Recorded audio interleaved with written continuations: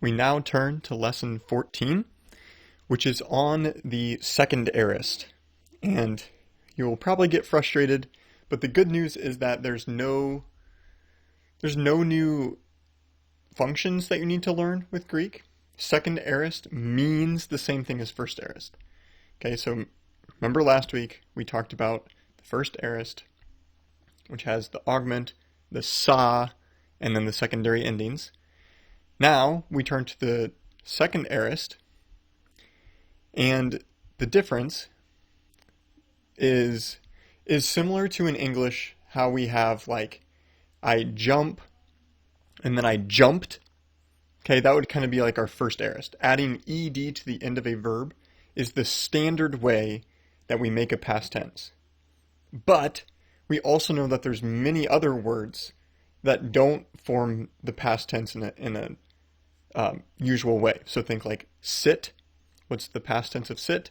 Sat. Okay, rather than adding the ed, we changed the root of the word. Or think go and went. Okay, so rather than saying goed, we change the stem, and we know from the new form that it is past tense. And so if you're going to get mad at second aorist, you have to get mad at English as well. That's probably, there's more things to probably get mad at about English than Greek. But you're going to say like, well, how am I supposed to know when the stem changes? And just think, how did you learn when English stem changes? You just have received input from around you, people talking to you, and you just know. It just feels right to say sat rather than sitted. So that's going to be my encouragement, is this is going to be, it's going to feel weird at first, like, why can't it just be regular? But just know that as you read and read more, you're going to be able to pick up when it's a change of stem and when these forms happen. So this is where early on here, memorizing the dictionary form of the word. So like here, for example, pipto becomes epison in the second aorist. So if you know that the word is pipto, you can note, okay, there's a stem change here. Or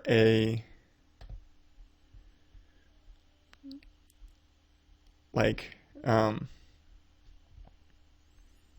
elphone is also a stem change from erchomai here. And you'll get used to these as you read them more. But memorizing the initial will be really helpful. It might even be worth in your vocab putting these aorist forms in there that are different, and then have the backside be the past tense form, like this. So that can be another option here at the beginning as you do this. When it comes to the form of the second aorist, so it's formed the exact same way as the imperfect, which is annoying. But the difference between the imperfect and the second aorist is going to be the stem change. So this is a great example with lambano. So we can see the aorist form. You have the augment, and then you have the secondary endings, the on, s, n, om, and ete, on endings. So there are standard endings. It looks like an imperfect. The difference is the stem change. If this was actually in the imperfect, it would be elambanomen. Or sorry, elambanon. Elambanon. It would still have the whole lambano stem in there. But notice here, the stem has changed to lab. So elabon. Now you know, there's been a change. The stem has changed. And so you should think aorist. This is an aorist. So we translate it in the simple past. I took, rather than the imperfect, I was taking. Okay. So repeat. Second aorist is formed the exact same as the imperfect. The difference is the stem change. And the same goes for the middle as well. Omin ueto ometa est onto. Our same endings for the imperfect has the augment. The only difference is rather than lamban, it just has the shortened aorist form, lab. So this is where the principal part chart becomes really important as you look down the columns.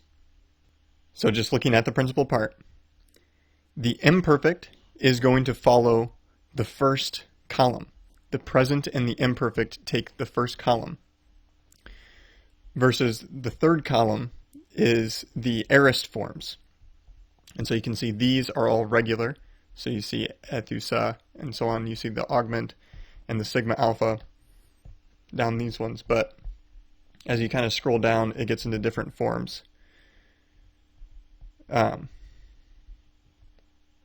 So like here, gnosko, you can see, so the imperfect would use the present tense. It would be like egnoskon, versus the aorist now. This is a second aorist. Notice how the stem has changed. It looks like an imperfect, but you know it's an aorist by looking at this column. You can see, oh, gnosko changes its stem when it's in the aorist, the third column. So having your principal part chart will be very handy now that we have a second aorist, irregular forms that differ from the present tense stem. For the infinitives, because there's not an imperfect infinitive, the second aorist infinitives take present endings rather than imperfect. So you have to think of second aorist, it changes the stem and then takes the other ending. So for just normal indicative, it looks like an imperfect. In the infinitive, it's going to look like a present, but we'll know it is aorist because of the stem change. And with the infinitives, the translation into English really doesn't change, whether it's present or aorist most of the time. So this is more just a form thing. It won't affect translation as much. So that's it, though. That's really all you need to know, is how to form it, how it differs from the aorist and differs from the imperfect. But otherwise, the meanings are, you still translate it like an aorist. So hopefully this is helpful. We hope you enjoyed this episode of the Bible Toolbox. All of the resources mentioned in this episode are posted on our website, thebibletoolbox.com. There you can also find out more information on how to give and support us. And we have loved all of the encouragement and feedback we've received from you. So thanks so much.